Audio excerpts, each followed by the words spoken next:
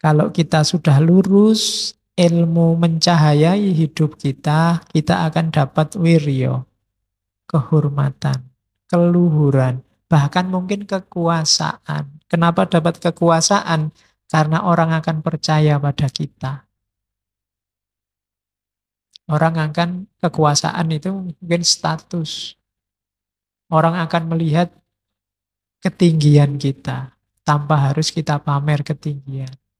Oh, kita jadi orang luhur, kita jadi orang mulia.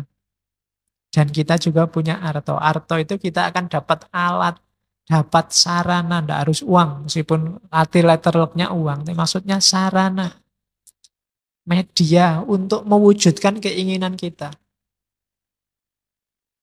Ada yang salah di antara kita mengartikan arto hari ini. Dianggapnya uang itu tujuan. Tidak, uang itu alat, sarana.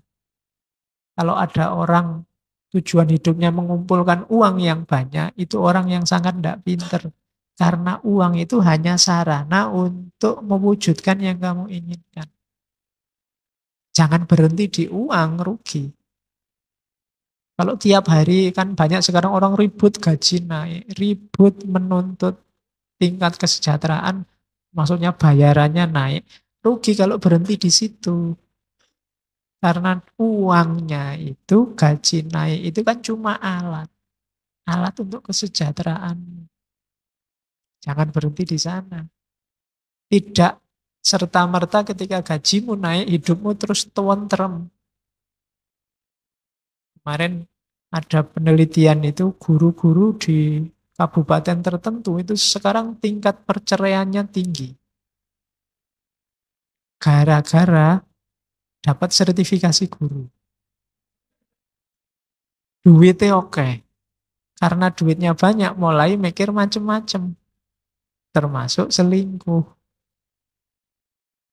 Terus tingkat perceraian jadi naik. Lah itu kan jadi bencana. Karena yang kamu pikir sejak awal dapat duitnya. Tidak pernah mikir kalau sudah dapat alat yang namanya duit, kamu mau apa? Itu penting. Jadi keliru kalau kamu mikirnya cari duit saja yang banyak. Harus kamu rumuskan juga. Besok kalau saya dapat uang banyak, mau tak pakai apa? Kalau enggak, mesti aneh-aneh. Ono duit, jalan-jalan yo. Ono duit, makan-makan yo. Mesti ngono. Nanti dulu. Dirancang yang bagus, wong itu arto, itu alat. Untuk apa? Ada orang yang uangnya tidak terlalu banyak, tapi manfaat, barokah. Karena dia pintar merancang, menggunakan wong dia alat. Ada orang yang duitnya banyak, ditumpuk terus tabungannya, tapi uripnya sumpek. Akhirnya masuk penjara. Karena semangatnya hanya mengumpulkan uang. Dibayangkan kalau uangnya sudah ngumpul, hidupnya tentram. Keliru, uang itu cuma alat.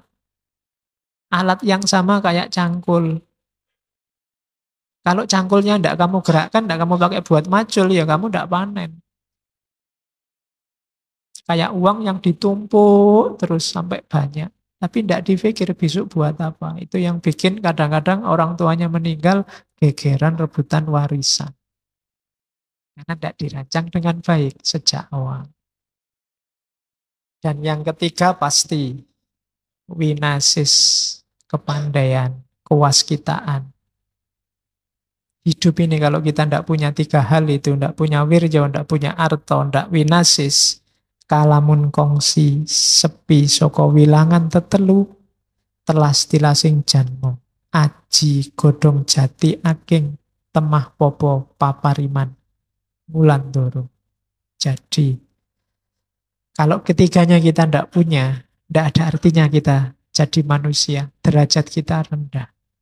Bahkan lebih berharga daun jati yang kering. Karena kalau tiga itu tidak punya, kita akan jadi gelandangan, peminta-minta. Hidup kita bergantung pada orang lain. Hidup kita bergantung pada yang lain. Tidak mandiri. Orang yang tidak mandiri tidak punya harga. Maka wiryo, arto, dan winasis akan kita temui kalau kita menjalani laku ilmu. Kalau tidak kita tempuh, tidak sukses. Dan kita tidak punya tiga hal itu, kita tidak lebih mulia dari daun jati yang kering. Itu kalau dilakukan enak, cuma sayangnya itu tadi, aku ra iso nyanyi. Oke, terus etika individual yang pertama nyawanya ada di harus bisa membedakan baik dan buruk. Ini buahnya ilmu. Mencahayai kita, pandeming kalbu. Jadi orang bermoral itu eling waspodo, ngerti apik, ngerti elek. Harus bisa membedakan. Kalau belum bisa, nggak ada gunanya ilmu. Ilmu itu untuk menerangi, membuat kita bisa membedakan mana baik, mana buruk. Berarti cirinya orang berilmu bisa membedakan dua hal ini. Selain eling waspodo, dia juga tahu baik dan buruk. Jadi ini menunjukkan bahwa sebagaimana di banyak teori yang lain, bahwa yang namanya pengetahuan itu sangat erat berhubungan dengan perilaku, dengan kebaikan, dengan moralitas. Dan moralitas sangat erat berhubungan dengan kebahagiaan. Jadi yang pertama, orang berilmu itu secara moral eling dan waspodo, dan secara moral bisa membedakan baik dan buruk. Secara moral juga, orang yang berilmu mudah memberi maaf. Jadi, den ngaksamo kasisipaning sesami. Nanti bisa dicek lagi waktu kita ngaji tentang memberi maaf. Orang yang tidak mau memberi maaf, menunjukkan dia merasa penting, merasa besar. Ada nilai sombongnya dalam dirinya. Dan orang berilmu pasti tidak sombong. Karena semakin orang berilmu, semakin dia sadar bahwa masih sangat banyak hal yang dia tidak tahu. Maka dia mudah memaafkan orang lain. Jadi, den ngaksamo kasisipaning sesami. Dan terhindar dari perbuatan tercela dan sifat angkara murka. Oke. Kemudian kalau memang mampu, ikutilah dari buku. Termasuk Wedotomo. Banyak-banyak membaca. Karena buku-buku moral. Banyak baca meskipun katanya Mangkunegoro meskipun tidak persis, tapi buku, ajaran, petuah, pedoman itu pemandu kita, kompas kita. Ya kita tidak bisa jadi orang. Kalau persis kayak yang di awal tadi, ngelakoni kanthi laku, eling waspodo, itu tidak mungkin ada orang sempurna. Tapi kita berusaha ke sana, rujukan kita ke sana. Kayak orang melakukan perjalanan ke dalam diri itu kan perjalanan yang ya nggak mesti nyampe, tapi kamu sudah ada di jalur yang benar. Kalau sudah nyampe luar biasa.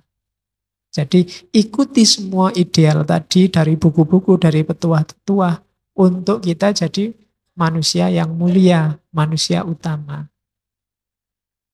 Eling lan waspodo. Itu pasti.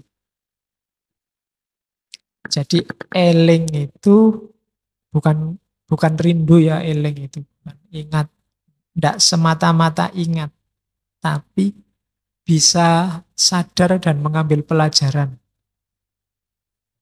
dari alam semesta. Eling lukitaning alam. Bisa mengambil petunjuk dan pelajaran dari sekelilingmu. Semua peristiwa. Peristiwa sosial, peristiwa alam, peristiwa politik, semuanya pelajaran. Orang yang bisa mengambil pelajaran dari semuanya, inilah orang yang eling. Kalau sudah eling, terus waspodo. Nah, hati-hati. Jangan sampai aku jatuh di lubang yang sama dan aku harus ikut yang baik sehingga mendapatkan buah kenikmatan kebahagiaan yang sama. Itu waspodo. Jadi ambil pelajaran dari sekelilingmu, itu eling. Dan kemudian sadari itu waspodo. Jangan lengah kan, dan ambil pelajaran dari semuanya untuk hidup. Hari ini kita kayak kemarin waktu belajar filsafat sejarah, banyak orang yang tidak bisa belajar dari sejarah sehingga jatuh ke lubang yang sama. Itu berarti tidak eling dan tidak waspodo. Eling itu iling-ilingan. Ingat-ingatlah, di sekelilingmu banyak sekali pelajaran. Kalau sudah kamu ambil pelajaran, jadikan itu senjata untuk waspodo. Biar kamu mendapatkan kebaikannya dan terhindar dari kejelekannya. Jangan sampai kamu susah karena tidak mengambil pelajaran. Akhirnya apa? Kamu berobat sesudah terluka. Atau tombo yang wis bucik. Sudah ngerti temennya masuk penjara gara-gara korupsi, ya ojo korupsi. Kalau masih korupsi itu berarti apa? Atau tombo yang wis bucik. Wong yang lain sudah ngasih contoh begitu. Kalau kamu melakukan hal itu, sepinter apapun kamu, tidak ada gunanya. Ilmumu tidak jadi cahaya. Jadi, kuncinya seorang bermoral di Jawa yang pertama adalah eling lan waspodo. Tidak boleh orang jatuh ke lubang yang sama. Tidak hanya lubang yang pernah dia jatuh, tapi lubang yang orang lain pernah jatuh juga kita jangan sampai jatuh di situ. Itu berarti kita eling lan waspodo. Jadi rumus pertama, etika individual.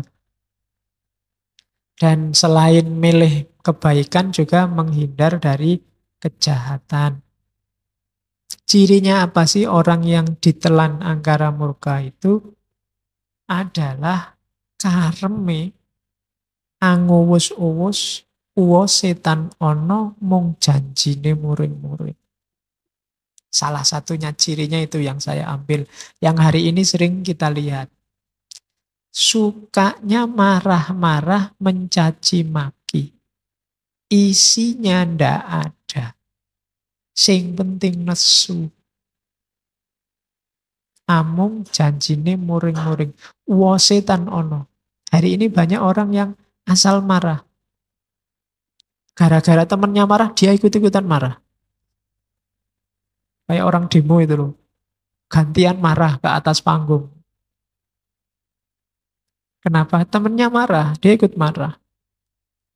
Jadi, padahal kalau ditanya, jenengan ki nesu nopo, mungkin dia ya bingung. Marah sama siapa? Enggak jelas juga.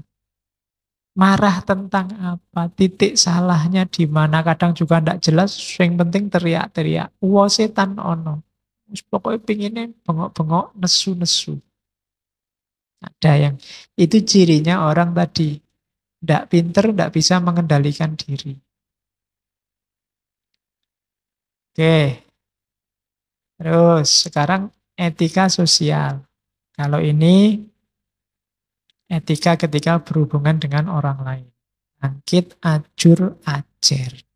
Pandai bergaul. Kalau diajak omong menyenangkan. Kadang-kadang basa-basi tapi basa-basinya menyenangkan. Mengenai tiasing lian. Kan ada orang itu ditonton, kita males. Diajak ngomong, tidak penak sama sekali. Dari mana mas? Dari belakang. Mau kemana? Mau ke depan. Nyebeli tenang. Tidak bisa diajak santai, nggak bisa. Kok jalan kaki aja mas? Emangnya ngerangkak? Tidak enak. Diajak guyon tidak bisa. Diajak serius sakar PDW. Kalau dia datang kita sumpek. Nah, tidak bangkit ajur ajer. Orang Jawa suka yang gerapyak. Gerapyak itu kalau diajak ngomong menanggapi. Tidak cuek. Tapi juga tidak berlebihan. Terus kadang-kadang dalam rangka membahagiakan orang lain dan bisa mbusui ujaring janmi. Kadang-kadang pura-pura bodoh, pura-pura ndak ngerti. Nggih toh, ngoten toh. Itu kan Bikin orang yang ngajak ngomong semangat. Daripada diajak ngomong, alah wis tahu, wis ngerti.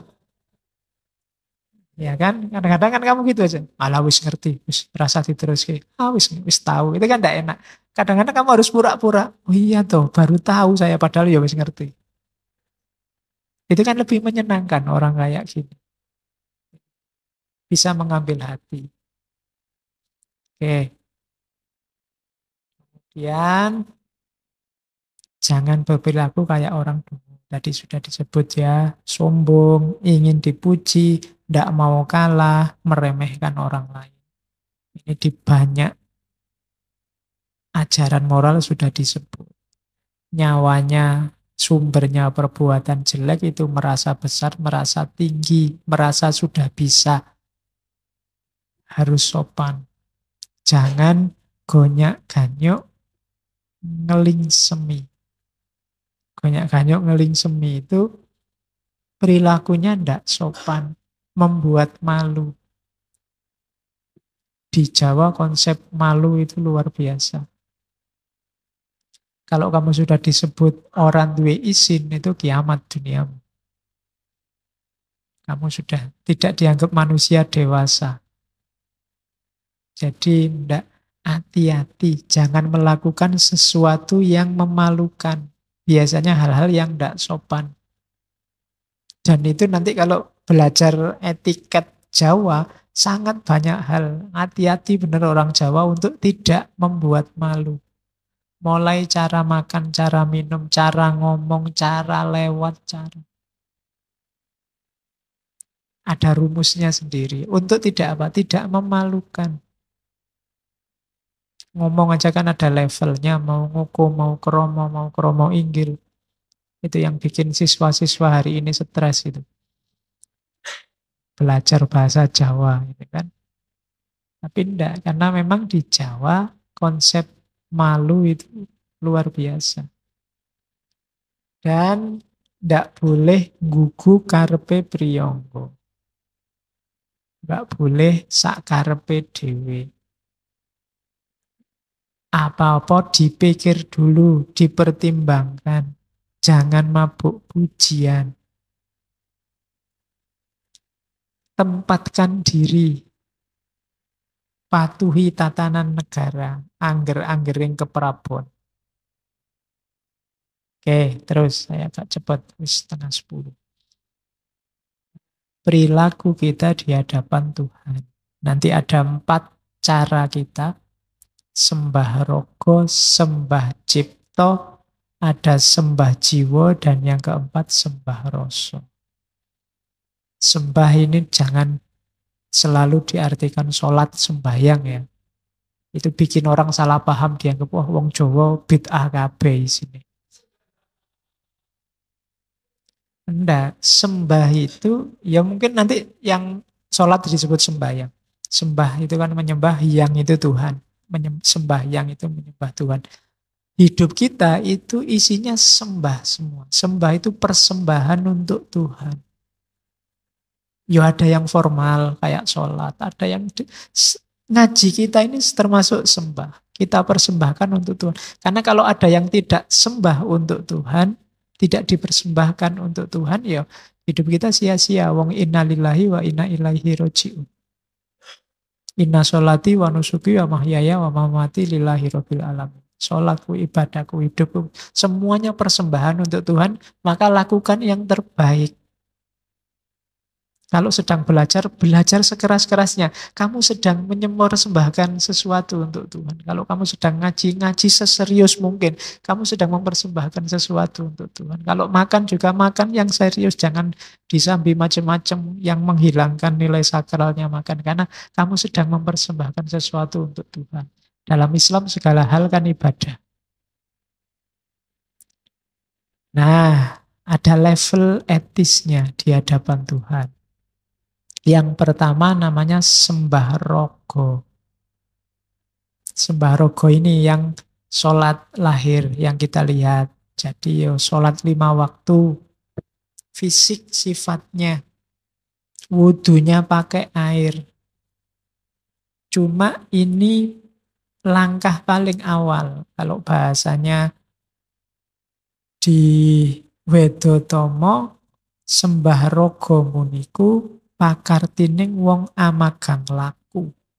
Jadi ini langkah paling awal. Tidak boleh merasa sudah selesai dengan sembahyang. Dengan sholat saja sudah beres. Sembahyang ora cah kaya sembahyang. Oke, sip, wis. Tidak cukup itu. Itu hanya awalnya. Perlu masuk ke dalam namanya sembah cipto. Atau kadang disebut sembah kalbu. Kalau ini yang sholat batinnya. Caranya gak apa? Membersihkan dari kungkungan hawa nafsu. Tazkiyatun nafas. Bersihkan batin. Taholli kalau dalam tasawuf. Jadi sembah rogo olah lahirnya. Olah batinnya yang paling awal sembah kalbu. Caranya taholli. Bersihkan jiwamu, bersihkan rohanimu dari maksiat, dari dosa, dari pelanggaran, dari hawa nafsu. Pembersihan diri. Kalau sudah mampu sembah kalbu, orang yang tidak mampu sembah kalbu, sholatnya tidak bisa khusyuk. Sholatnya hanya olahraga. Yoga. Kan koyo yoga sholat itu. Hanya itu dapatnya.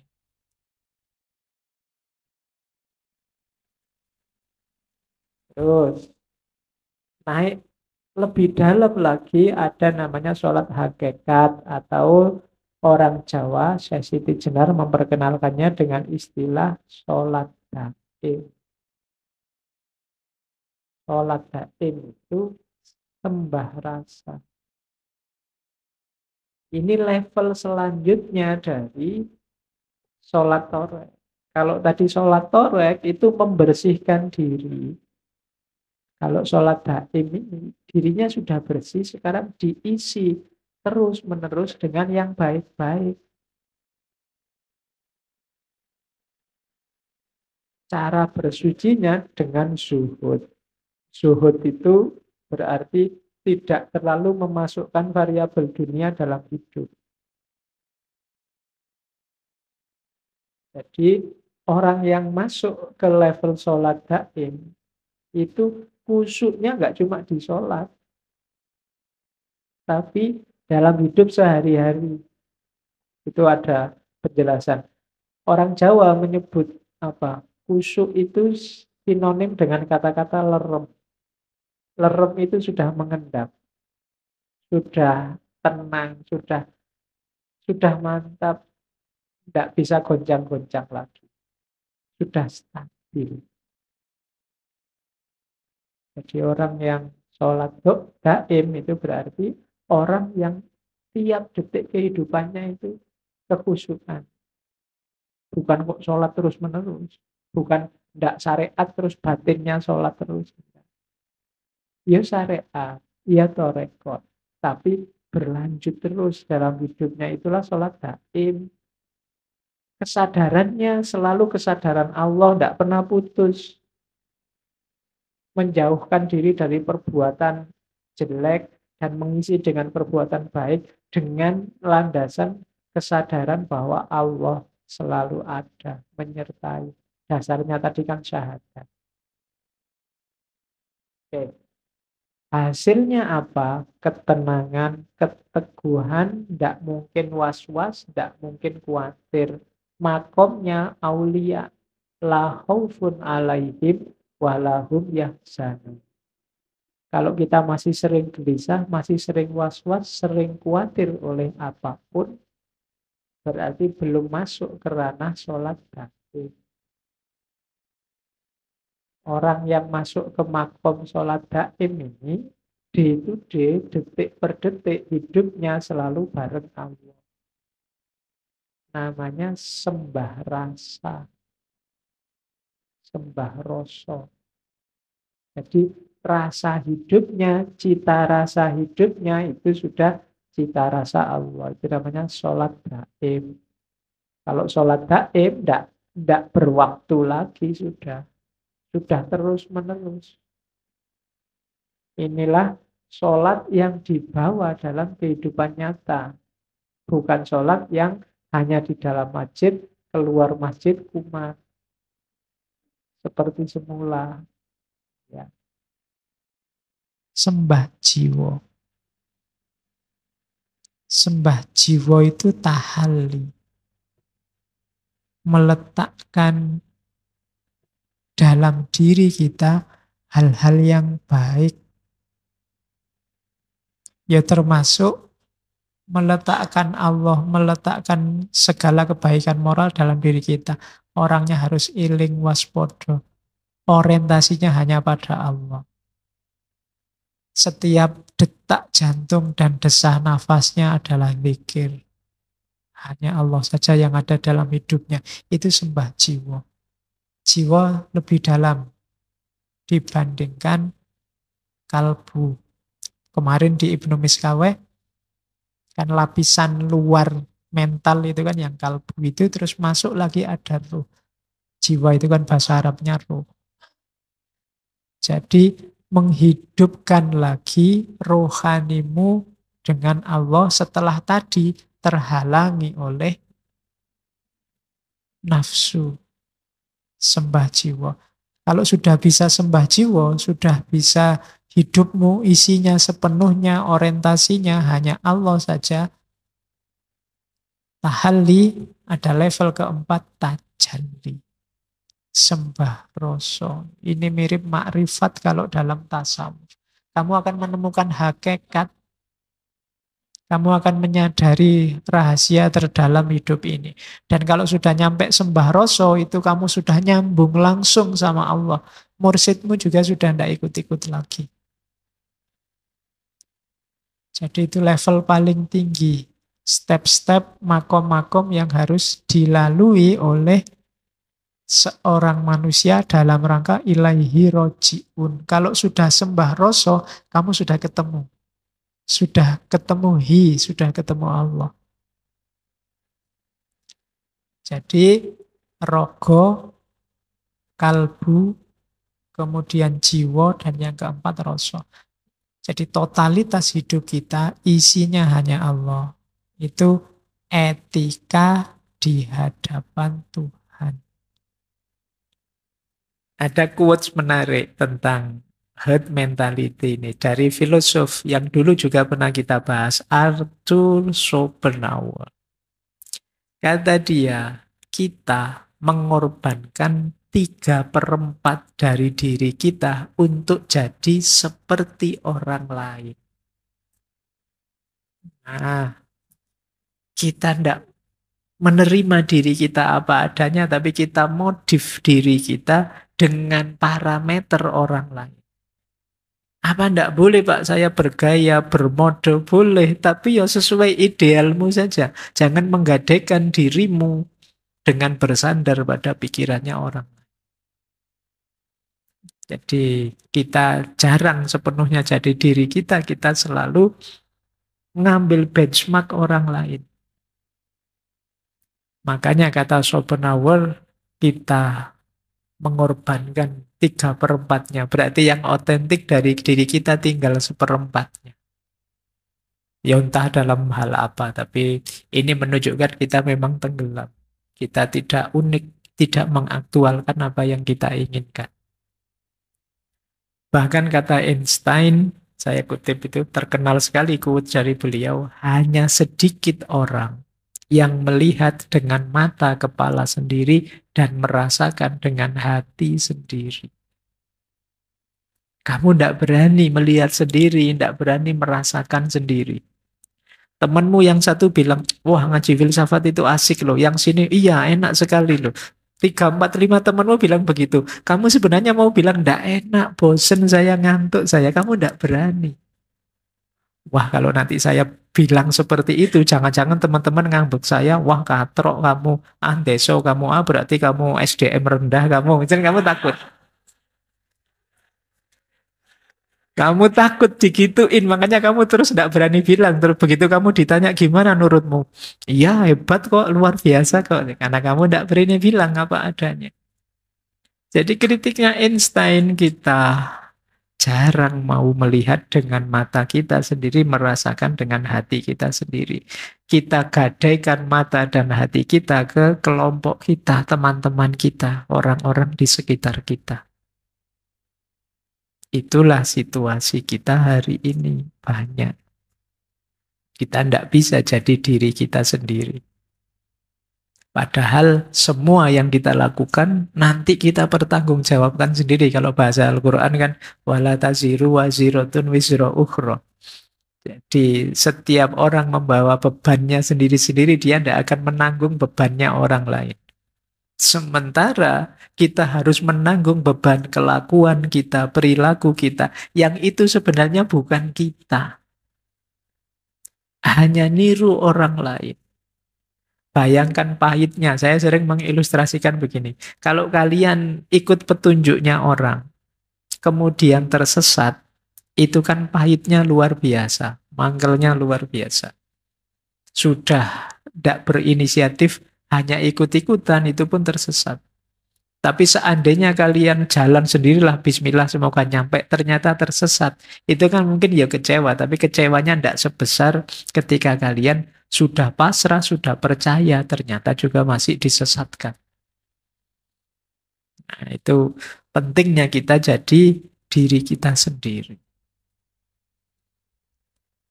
Ada lagi satu quote, ini tokoh dulu belum lama, bulan lalu kita bahas ya, Jiddu Krishnamurti. Kata beliau, menyesuaikan diri dengan baik dalam masyarakat yang sakit itu bukan ukuran kesehatan. Maksudnya beliau apa? Kita kan sering pakai alasan adaptasi. Kita kan harus beradaptasi, Pak. Kita kan harus menyesuaikan diri, Pak. Iya sih, kalau yang kamu adaptasi, circle-mu circle yang sehat.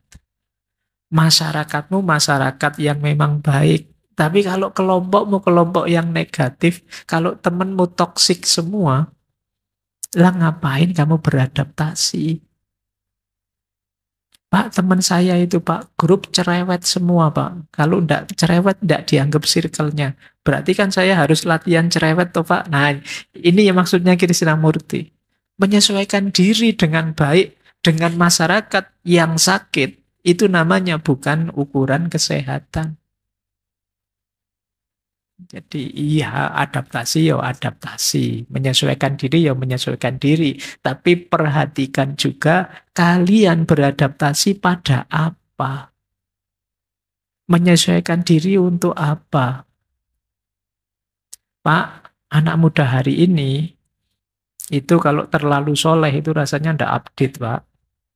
Yo harus ada nakal-nakalnya dikit lah Pak. Mosok anak masa kini kok yo terlalu alim. Merokok tidak, ngopi tidak, nongkrong tidak, misalnya kan banyak diksi-diksi begitu. Ya dilihat dulu kalau memang circle-nya isinya senegatif itu ya ngapain kita beradaptasi. Harusnya kan dibalik, yang negatif-negatif tadi yang mengadaptasi kalian. Mereka yang meniru kalian, bukan kalian yang niru mereka. Ini perumus yang terbalik. Makanya kata Krishnamurti, Anda itu bukan ukuran hidup yang sehat. Ya, memang kita harus menyesuaikan diri dengan lingkungan dan masyarakat kita, tapi ayo dipastikan dulu lingkungan dan masyarakatnya sehat. Kalau lingkungan dan masyarakatnya tidak sehat, sehatkan dulu, baru kita saling beradaptasi. Ya karena kalau tidak, ya nanti kita semua jadi rusak. Bareng-bareng rusak. Baik, kita lanjutkan ya.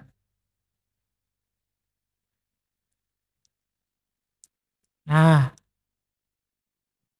Mangkunegoro mengkritik keberagamaan yang formalistik. Formalistik itu ya tadi, hanya raganya saja.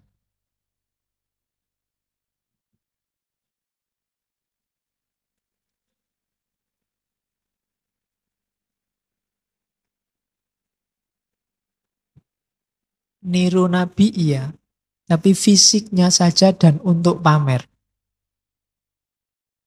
Katanya Mangkunegara manulat nelat Nabi. Saben sebo mampir masjid. Jadi suka meniru Nabi hanya untuk pamer dan setiap waktu masjid.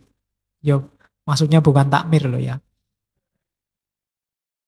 Yang rajin ke masjid hanya untuk pamer. Aku loh anak soleh. Sama kayak kalian berangkat ngaji sambil ngelirik yang nongkrong di kafe sebelah itu. Apa orang-orang sesat itu. Yang lurus ya, yang ngaji ini ya, itu podo. Di mental formalisme ngaji sebenarnya. Formalitasmu ngaji karena mentalmu sebenarnya bukan mental pencari ilmu kalau yang ada di pikiranmu itu. Aku lo ngaji tiap malam Kamis. Malam Jumat ada ngaji apa aja aku hadir. Tidak kayak kamu. Kamu open di kamar nonton TV, rokokan, jalan-jalan apa. Aku lebih baik dari kamu. Formalisme. Masjid ada acara apa aja, aku datang. Cuma membacanya jangan dibalik ya. Kalau begitu saya tidak sombong Pak, tapi ya tidak ke masjid ya. Ndak. Karena step paling awal itu sembah rogo. Iya ke masjidnya, tapi isinya jangan cuma pamer. Tuh. Terus ini kritiknya lagi. Anak muda semacam itu hanya berkutat pada syariat dan tidak sampai hakikat. Anggung anggubel sarengat. Orang Jawa jangan disuruh baca ain. Syariat jadi sarengat. Saringane tanden weruhi. Jadi berkutat dengan syariat, tapi tidak ngerti hakikat. Tidak ngerti apa tujuannya syariat. Kayak orang sibuk mengumpulkan duit, tidak tahu kalau duit itu cuma alat. Syariat itu kan jalan alat kita. Untuk apa? Untuk ketemu Allah. Tapi banyak orang tawuran, gegeran, sibuk menjatuhkan orang lain gara-gara syariat. Itu selain tidak paham hakikat juga dia salah fungsi. Syariat dipakai jalan untuk nuding-nuding orang lain, mengkafirkan, membid'ahkan orang lain. Itu anggung anggabel syariat, saringane tanden weruhi. Jika berkhutbah berirama dandang gulo, gaya palaran. Kalamun moco khutbah lelakone dandang genis. Swara arum ngumandang cengkok palaran. Suaranya enak kalau ngaji luar biasa. Tapi yo pamer. Untuk menunjukkan kedahsyatan ilmu agamanya. Untuk menunjukkan ketinggian makom spiritualnya. Untuk menunjukkan kedalaman religiositasnya.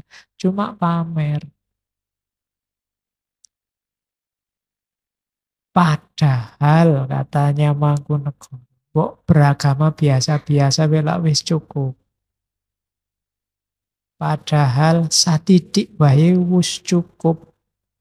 Nelat kas ngepleki pekeh.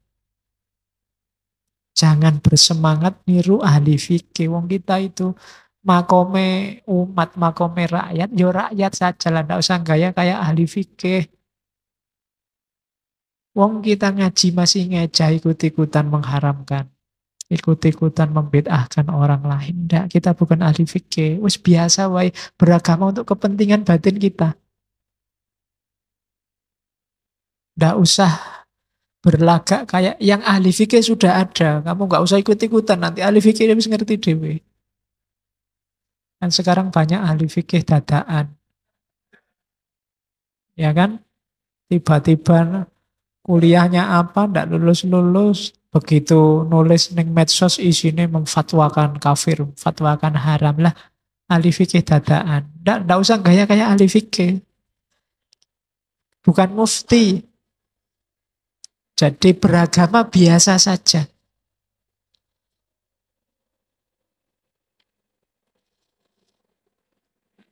Satitik bae wis cukup. Ngerti cara sholat yang benar, ngaji yang benar, puasa yang benar, yang praktis untuk kebutuhan beragama kita, mendekat kita ke Allah. Sudah. Tidak usah gaya jadi ahli fikih. Tidak usah gaya tiba-tiba beli kitab kuning fikih ala Mataibul Arba'ah. Wong ngaji wae ra iso. Ya kan? Yang ahli fikih sudah ada jatahnya. Itu kritiknya Mangkunegoro pada cara beragama yang formalistik.